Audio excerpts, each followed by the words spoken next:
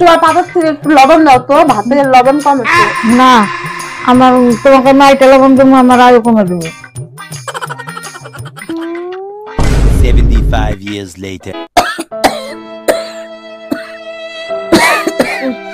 কি শরীর খারাপ, তুমি থাকো, আমি ডাক্তার ডেকে নিয়ে আসি।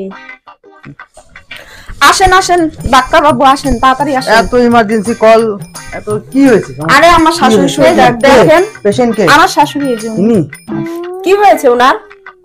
ওনার তো আয়ু কমে গেছে, কি বলবো। আয়ুর জন্য চিন্তা করছেন? আমার কাছে লবণ আছে। লবণ? হ্যাঁ, আমাদের বাড়ির যতগুলা সদস্য আছে সবাই একটু লবণ খাওয়াই দিলে তো ওনার আয়ু আরো 5 বছর বাইরে যাবে।